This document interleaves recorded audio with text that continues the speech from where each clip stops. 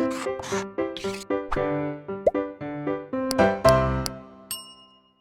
Everyone, this is Toshi Chaudhary and welcome to blueprint digital.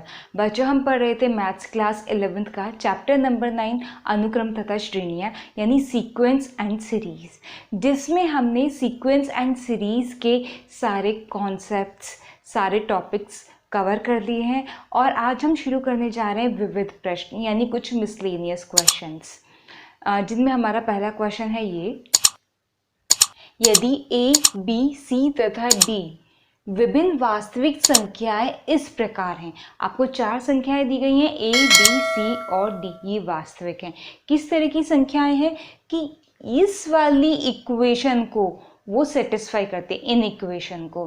ठीक है, A square plus B square plus C square into P square minus 2 A B plus B C plus C D P plus B square plus C square plus D square less than equal to 0। यानी ये जो expression दिया हुआ है यहाँ पर, इसका मान या तो 0 है या फिर 0 से कम है। तो दर्शाइए कि A B C D GP में है, गुणोत्तर श्रेणी में है। और हमें क्या दर्शाना है कि ए बी सी और डी जीपी बनाते हैं। ठीक है, तो शुरू करते हैं। अब जो हम आज के सेशन में जो क्वेश्चंस कवर करेंगे, ये किसी पर्टिकुलर टॉपिक से, किसी पर्टिकुलर प्रोसीजर से, इन सब से रिलेट नहीं है। इसमें आपको क्वेश्चन को देखना है और जो टॉपिक्स आपने अभी तक कवर किए हैं, ठीक है, उन्हीं का इसमें यूज़ होना है। यानी इसमें जीपी, एपी, अनुक्रम, श्रेणी, इन सब चीज़ों का यूज़ होना है। और इनमें जो हमने फॉर्मूलाज पढ़े हैं उनका यूज़ होना है। लेकिन क्या होना है, प्रोसीजर क्या होगा, ये आपको क्वेश्चन को देख के तो पता लगाना है। और ये कैसे आएगा, धीरे धीरे प्रैक्टिस के साथ। जितने ज़्यादा आप क्वेश्चंस करेंगे, इतना ज़्यादा आप इनको सिंप्लीफाई कर पाएंगे खुद से। ठीक है, तो हम शुरू करते हैं। ये दिया हुआ है, क्या दिया हुआ है, हम दोबारा कॉपी कर लेते हैं। A square plus B square plus C square P square minus 2 A B plus B C plus C D P plus B square plus C square plus D square less than equal to 0। ठीक है, ये given है। पहला पद, आप एक काम कीजिए, पी स्क्वायर की ना गुणा कर लीजिए अंदर और इस पी की भी कर लीजिए। क्या मिलेगा, A square P square plus B square P square plus C square P square, तीनों आ गए। यहाँ कीजिए -2 की भी और पी की भी, -2 A B P minus 2 B C P -2 C D P, ये भी तीनों पद आ गए। ये तीनों भी कॉपी कर लीजिए। B square plus C square plus D square less than equal to 0। अभी तक तो हमने कुछ ऐसा खास किया नहीं है, सिर्फ ये ब्रैकेट्स खोले हैं। अब देखिए ये वाला पद, A square P square 2 A B P और बी स्क्वायर, इन तीनों को जरा ध्यान से देखिए।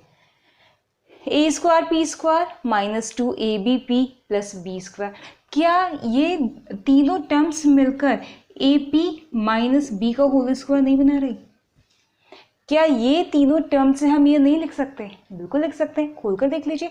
A square P square plus B square -2 A P B 2 A B P, ठीक है, बन गया। सिमिलरली इस वाले को और इस वाले को ले लीजिए। इन तीनों से क्या बन जाएगा, बी पी माइनस सी का होल स्क्वायर। ठीक है, फिर जो बच गया हमारा ये वाला और ये वाला, इन तीनों को ले लीजिए, इनसे भी बनेगा plus C P minus D का whole square less than equal to 0। ठीक है, इससे हमारा ये आ गया। लेकिन परंतु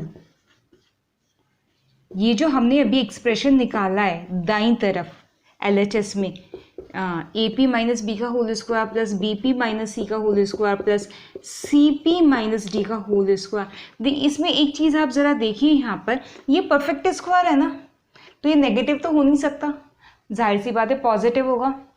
ये भी परफेक्ट स्क्वायर है, ये भी नेगेटिव नहीं हो सकता, ये भी नेगेटिव नहीं हो सकता, यानी ये तीनों की तीनों नेगेटिव नहीं हो सकती, ऋणात्मक नहीं हो सकती। तो ये क्या होंगी, या तो ये धनात्मक होंगी या ये जीरो होंगी। लेकिन ऊपर वाली लाइन में आपने क्या कहा है कि ये वाला एक्सप्रेशन जीरो है या फिर जीरो से छोटा है, और आप यहाँ पर क्या कह रहे हैं कि ये जीरो है या जीरो से बड़ा है। ठीक है भाई, ये तो हमने निकाला था जो हम ऊपर से सॉल्व करते आ रहे हैं ये, लेकिन जो वास्तव में होता है वो क्या होता है कि जब भी हम होल स्क्वायर्स को ऐड करेंगे तो कभी भी नेगेटिव नहीं आएगा, हमेशा पॉजिटिव आएगा। ठीक है, तो हमारा एक तो बन गया ये और एक ये बन गया। इन दोनों से मैं क्या कंक्लूजन निकाल सकती हूँ, इन दोनों से हम ये बोल सकते हैं कि ए पी माइनस बी का whole square plus B P minus C का whole square plus C P minus D का होल स्क्वायर जीरो है। ठीक है, इन दोनों में कॉमन क्या है, इक्वल्स टू जीरो, क्योंकि ये तो बोल रहा है ये less than equal to zero है, ये बोल रहा है greater than equal to zero, तो इक्वल टू जीरो दोनों में आ रहा है। ठीक है, less than equal to zero में इसलिए नहीं बोल सकती क्योंकि ऐसा होता नहीं है। ठीक है, और ग्रेटर देन जीरो मैंने इसलिए नहीं बोला क्योंकि ये दिया नहीं है। तो दो जो कंडीशन इन दोनों को सेटिस्फाई कर रही है वो हमने ले ली। ऐसे लेते हैं जब कभी हम किसी वेरिएबल का, किसी चर का मान निकालते हैं, एक्स का मान निकालते हैं, कहीं पर एक्स का मान आया 1 2, दूसरी जगह पर एक्स का मान आ गया 2 3, तो जो कॉमन वैल्यू थी 2 वो हमने ले ली। सिमिलरली हमने यहाँ किया है, इस वाले एक्सप्रेशन का मान 0 दोनों में कॉमन था तो हमने इसका क्या ले लिया, 0। ठीक है, अब नेक्स्ट, ये पॉजिटिव है, ये पॉजिटिव है, ये पॉजिटिव है। ठीक है, या फिर अब आप ये देखिए, जब ये भी पॉजिटिव है, ये भी पॉजिटिव है, ये भी पॉजिटिव है, क्या कोई तीन धनात्मक संख्याएं ऐसी वैलिड हैं जिनका सम करके 0 आ जाए?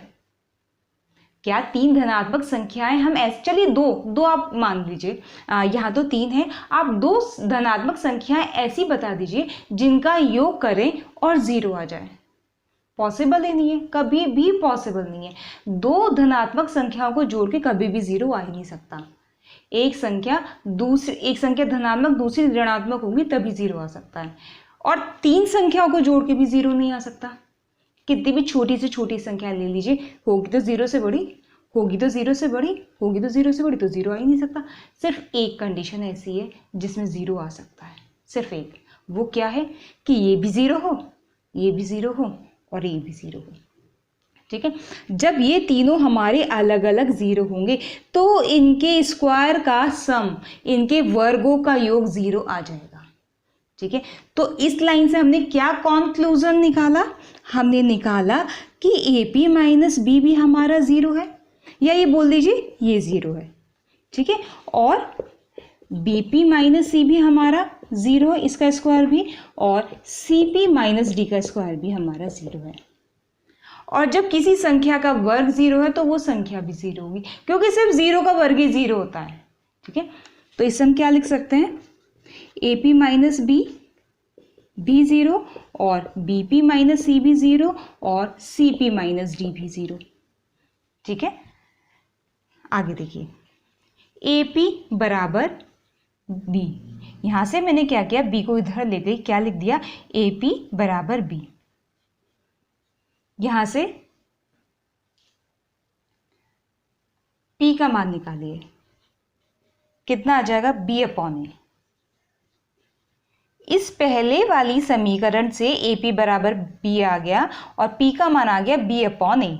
ठीक है, इससे क्या आ जाएगा, पी का मान डायरेक्ट लिख दूं, सी उधर चला जाएगा, बी नीचे आ जाएगा, सी अपॉन बी, और यहां से पी का मान कितना आ जाएगा, डी अपॉन सी। इससे पी का मान आया बी अपॉन ए, इससे आया सी अपॉन बी, इससे आया डी अपॉन सी। जब पी का मान ये भी है, ये भी है, ये भी है, तो हम क्या लिख सकते हैं, बी अपॉन ए बराबर सी अपॉन बी बराबर डी अपॉन सी, ये आ गया। ठीक है, इस वाली लाइन से हमारी ये वाली लाइन आ गई। ये किस चीज की कंडीशन है, इससे हमारा कंक्लूजन ये निकलता है, ये इस चीज की कंडीशन है कि A B C D G P में है। ठीक है, अतः ए बी सी और डी गुणोत्तर श्रेणी में है, ये यही बताता है। कैसे बताता है, देखिए ए बी सी डी गुणोत्तर श्रेणी में हो है अगर, तो क्या होगा, दिस अपॉन दिस यानी बी अपॉन ए बराबर होगा दिस अपॉन दिस यानी सी अपॉन बी बराबर होगा दिस अपॉन दिस यानी डी अपॉन सी। ठीक है, जब ये होता है तो ये होता है, अब ये हुआ है तो ऑब्वियस सी बात है कि ये होगा। ठीक है, ये क्या है, बी अपॉन ये आर है, कॉमन रेशियो सार्वनुपात है इन दोनों पदों को लेकर, इन दोनों पदों को लेकर सार्वनुपात है ये, इन दोनों पदों को लेकर सार्वनुपात है ये।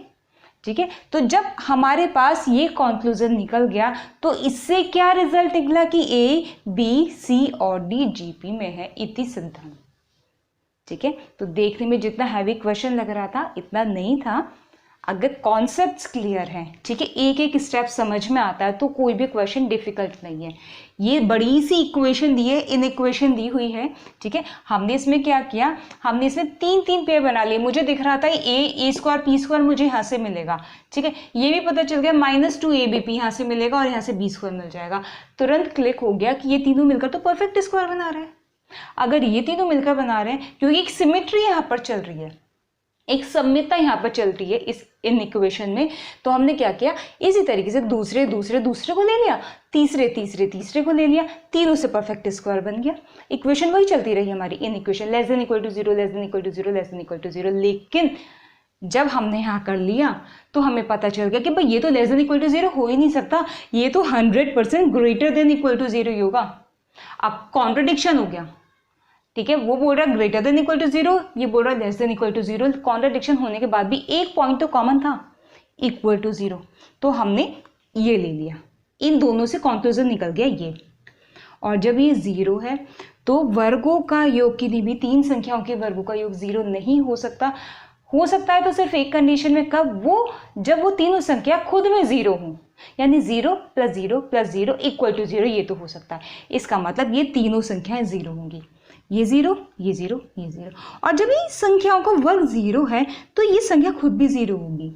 ठीक है, इस तरीके से ये जीरो, इस तरीके से ये जीरो। यहाँ से पी का मान निकाल दिया, यहाँ से पी का मान निकाल दिया, यहाँ से पी का मान निकाल दिया, क्योंकि ये भी पी है, ये भी पी है, ये भी पी है, तो तीनों बराबर आ गए और ये आ गया तो ABCD GP में हो गए।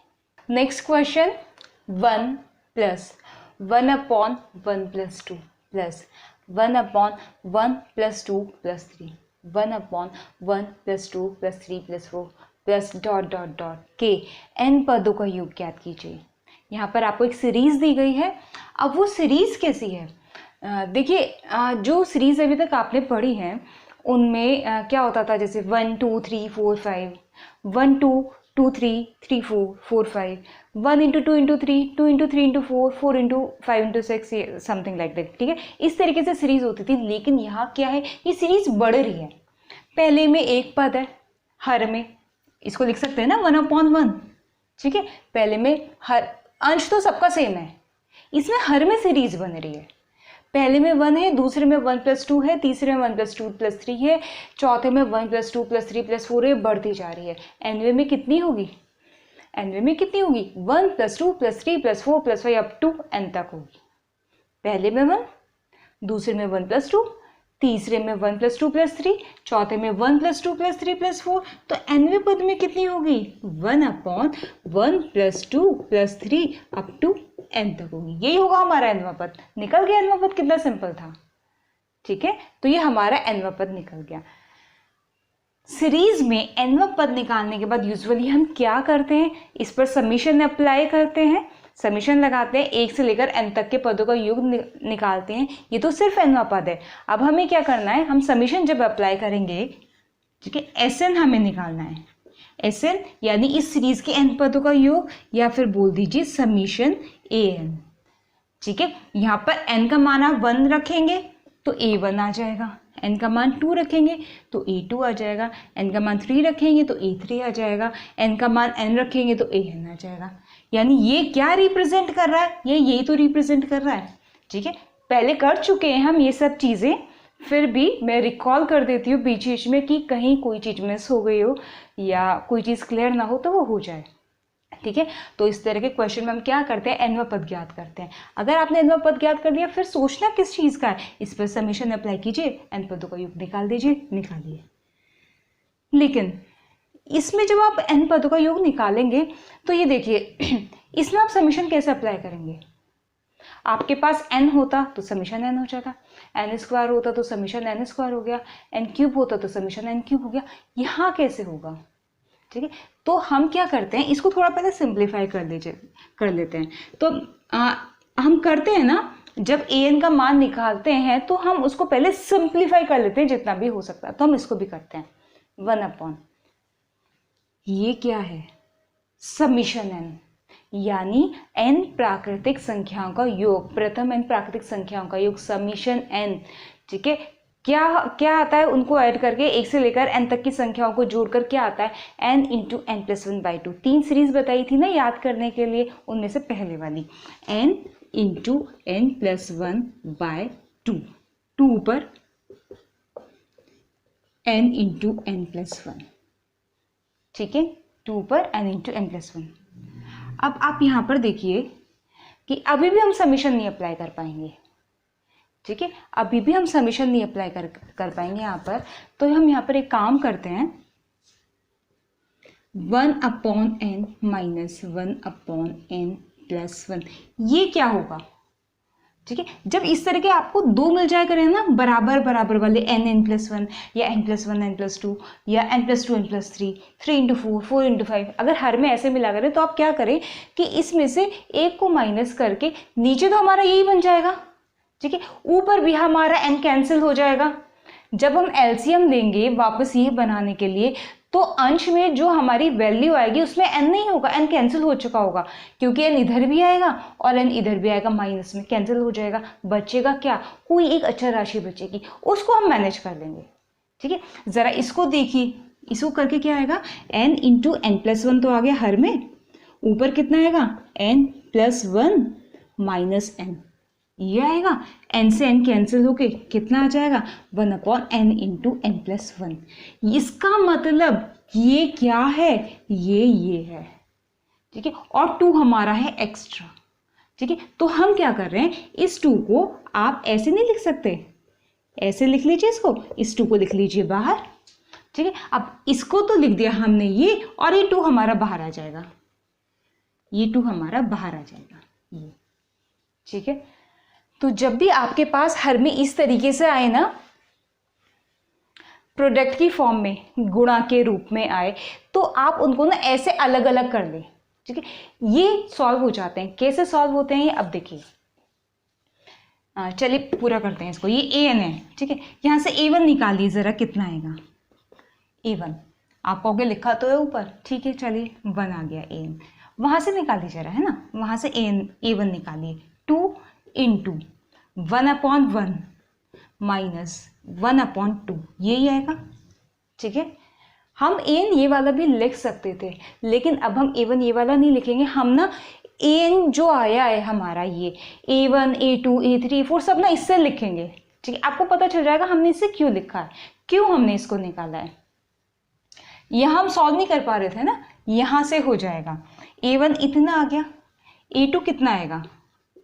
अब इसको सॉल्व नहीं करना, आप इसको सॉल्व करेंगे ना तो वापस यही आ जाएगा जो इसकी सिंप्लीफाइड वैल्यू है, a2, 2 तो बाहर है ही, अंदर कितना आया 1/2 माइनस 1/3, यही आएगा n की वैल्यू 2 रखने से। a3 कितना आएगा, 2 तो बाहर है ही, अंदर आया 1/3 माइनस 1/4। a4 कितना आएगा, 2 तो बाहर है ही, 1/4 माइनस 1/5, ठीक है। इस तरीके से an कितना आएगा, an तो हमारे पास है ही। अब हमें क्या निकालना है, n पदों का योग, n पदों का योग निकालती हूँ। श्रेणी का योग लिख लीजिए या फिर SN लिख लीजिए।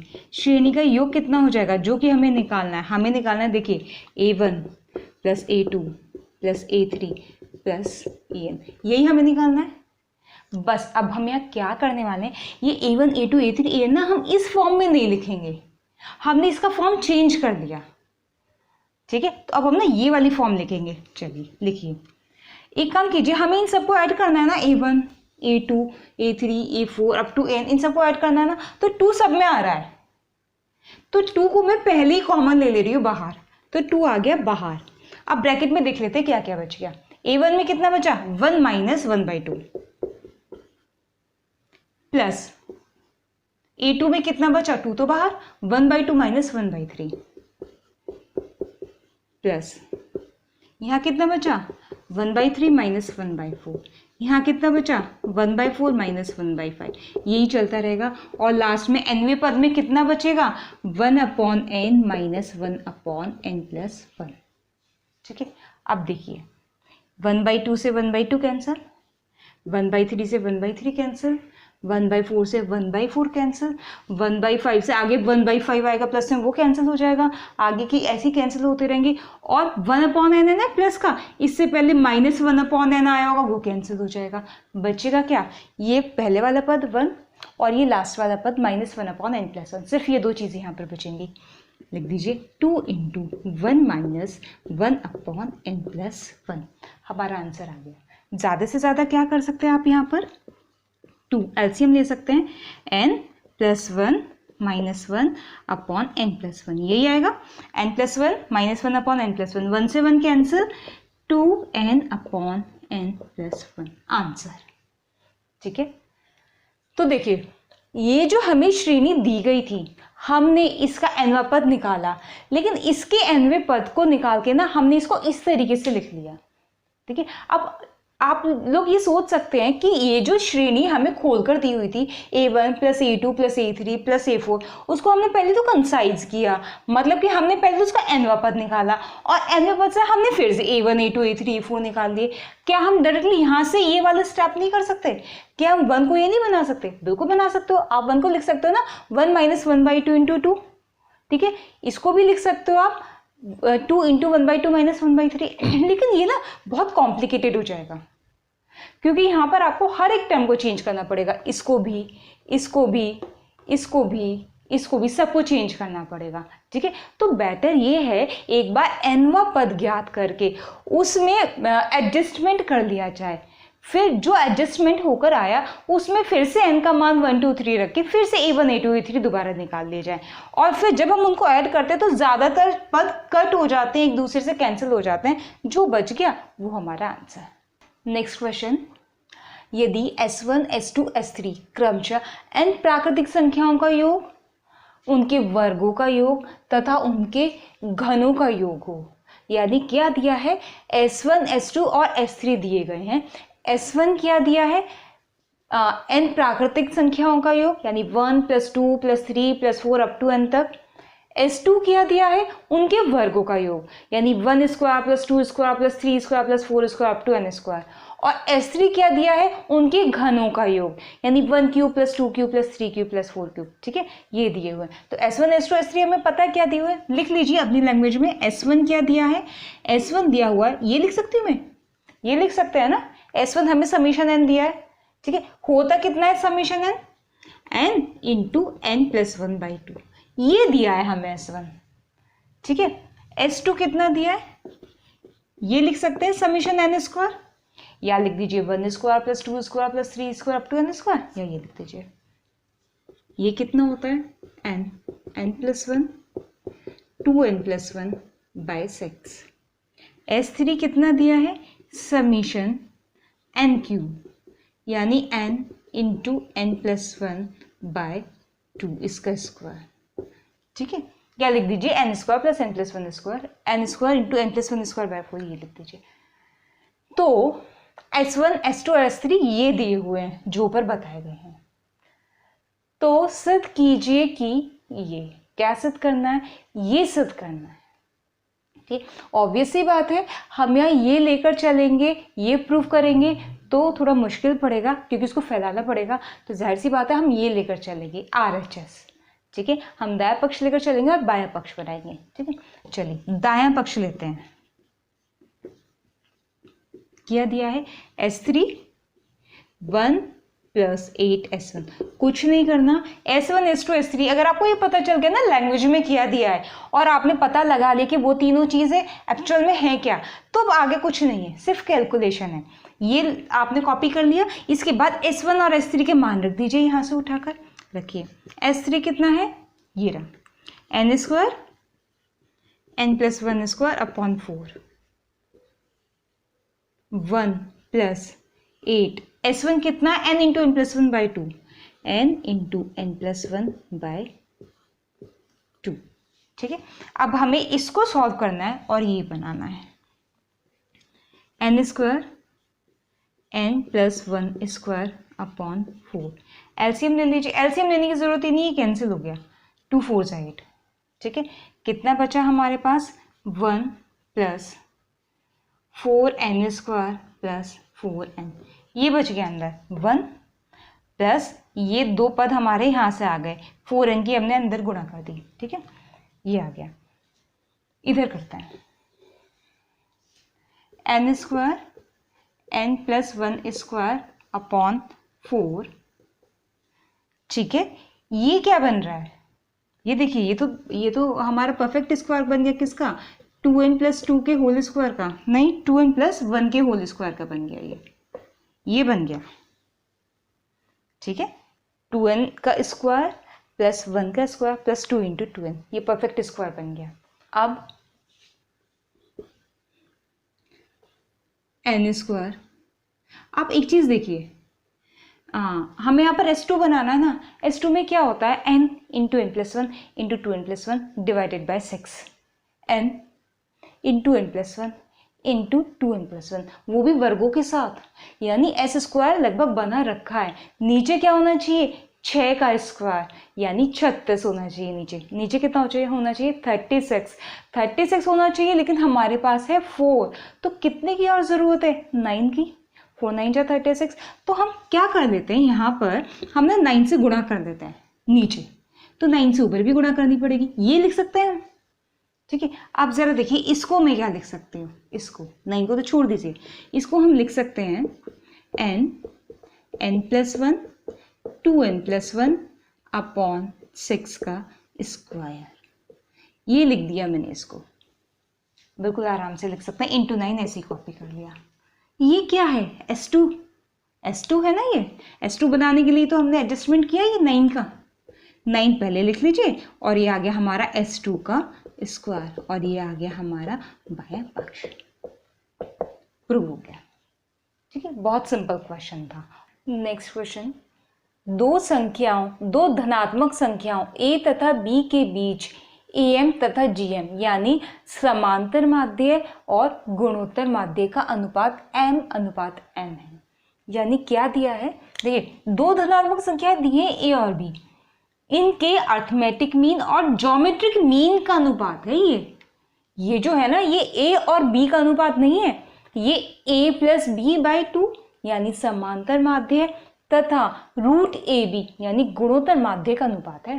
ठीक है, ये दिया है, यानी क्या दिया है, इसको हम अपनी लैंग्वेज में लिख रहे हैं गणितीय रूप में कि a प्लस b बाई 2 और रूट AB का अनुपात दिया है m/n, ये दिया है, ये चीज समझ में आती है बिल्कुल। ठीक है, समांतर माध्य am और gm का अनुपात, a plus b upon 2 root AB m/n, ये लिख लिया हमने। इसमें हम कॉम्पोनेंडो और डिविडेंडो रूल यानी योगात्मक और अंतरात्मक नियम का पालन करने वाले हैं। ठीक है, इसका यूज़ करेंगे। देखिए, ये क्या कहता है, सपोज आपका है a/b और c/d, ये आपने पढ़ा हुआ रेशियो वाले चैप्टर में, जहाँ पर अनुपात समानुपात पढ़ा है, उसमें पढ़ाया जाता है।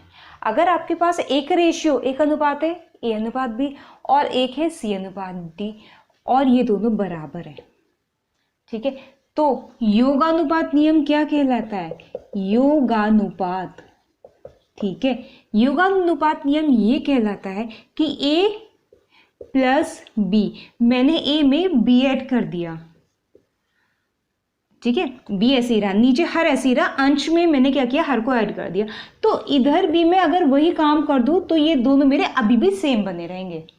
मैंने योगानुपात लगा दिया अंश में, इसमें मैंने इसको ऐड कर दिया, तो उसमें भी मुझे इसको ऐड करना पड़ेगा बराबर रखने के लिए, सिमिलरली अगर मैं माइनस करूँगी ना तो भी यही चीज़ होती है।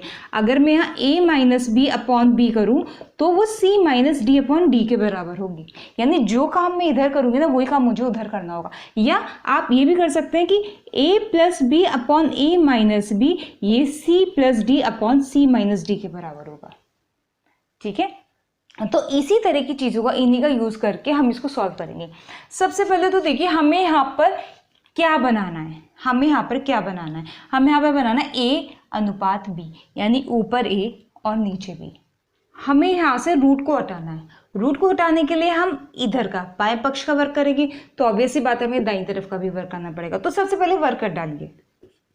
इधर कितना आएगा, a प्लस बी का होल स्क्वायर आ गया ऊपर, नीचे आ गया 4ab।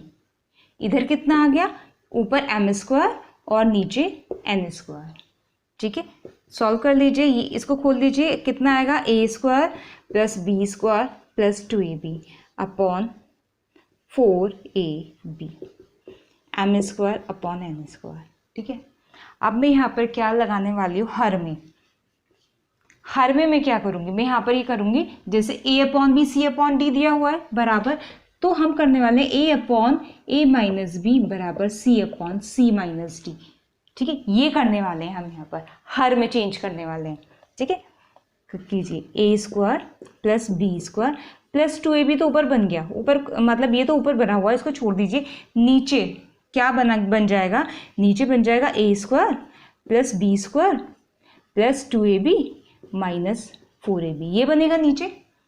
हमने नीचे क्या किया, इसमें से इसको माइनस कर दिया तो ये आ गया। वहाँ भी हमें ये नहीं है कि हम नीचे करें तो नीचे वाले में से ऊपर वाले को माइनस करेंगे, ऐसा कुछ रूल नहीं है। आप किसी में से किसी को भी कर सकते हो, बशर्ते आप जो काम इधर करो वही काम आपको इधर करना है। इधर कितना आ जाएगा, ऊपर हमने कोई चेंज नहीं किया तो यहाँ भी कोई चेंज नहीं होगा।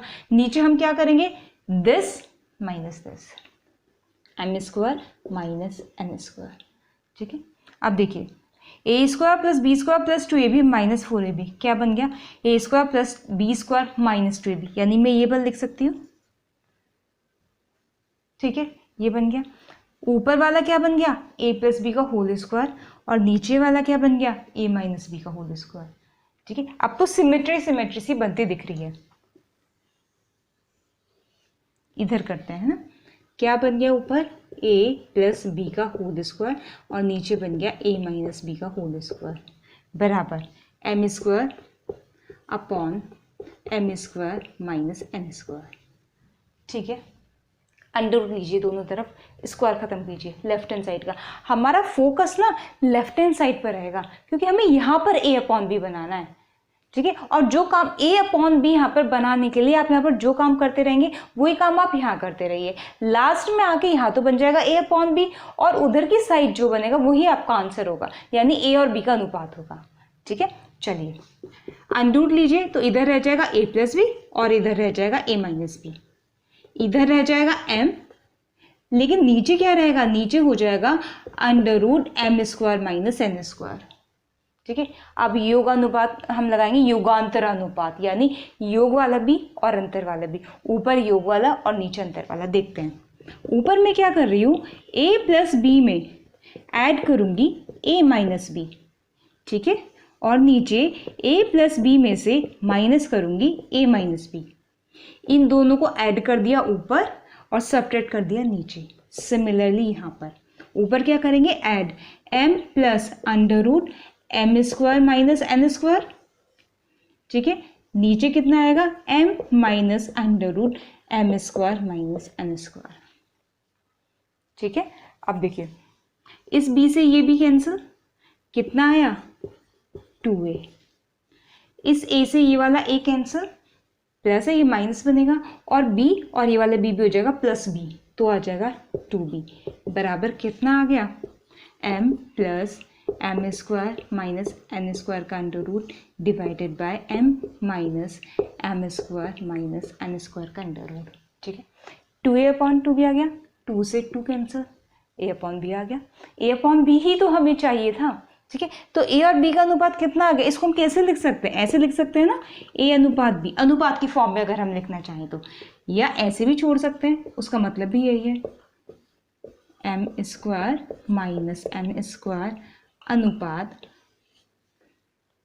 M square minus M square minus N square का अंडर रूट, यानी ए और बी का अनुपात क्या आया, ये आया। अब प्रूफ करने के लिए क्या बोला था, प्रूफ करने के लिए ये बोला था कि हमारे यहाँ पे स्क्वायर है ही नहीं, एक्चुअल में हमने फालतू में लगा दिया। प्रूफ करने के लिए ये बोला था, देखिए मैच हो गया, ठीक है। तो हम क्या लिख देंगे, इति सिद्धम, ये हमें सिद्ध करना था ना, हाँ ये हमें दर्शाना था, ये हमने दर्शा दिया। तो हमने क्या किया, जब आपके पास ना कभी भी ऐसी सिचुएशन हो, ये कॉम्पोनेंट और डिविडेंड रूल है ना, योगानुपात और अंतरानुपात कभी भी लग सकता है जब आपके पास दो अनुपात बराबर दिए हुए हों। तो यहाँ पर ना कुछ इसी टाइप का हमारा बन रहा था, ठीक है। तो ऐसे में हम क्या करते, हम ना अलग अलग इक्वेशन बनाकर भी इसको हल कर सकते थे, ठीक है। हम क्या कर सकते थे कि ए और बी के बीच का ए एम और जी एम का अनुपात ये है, यानी हम क्या कर सकते थे कि ए प्लस बी बाई 2 अनुपात रूट ए बी कितना दिया है, एम अनुपात एन दिया है, ये हम कर सकते थे, ये दिया है ना। तो हम क्या करते, यहाँ से क्या निकल कर आता, ए प्लस बी बाई 2 को हमने मान लिया एम के और रूट ए बी को हमने मान लिया एन के, ठीक है। हमारे पास ए बी में दो इक्वेशन आती है, ठीक है। इन दोनों को सॉल्व करके हम ए और बी की वैल्यू निकालते हैं, लेकिन ना ये थोड़ा कॉम्प्लिकेटेड हो जाता है, इक्वेशंस जो होती है थोड़ी कॉम्प्लिकेटेड हो जाती है, लेकिन ऐसा नहीं कि सॉल्व नहीं हो पाएगा, ये इससे भी सॉल्व हो जाएगा। बट कॉम्पोनेंडो, डिविडेंडो, योगानुपात और अंतरानुपात हमारे क्वेश्चन को बहुत ज़्यादा ईजी बना देते हैं।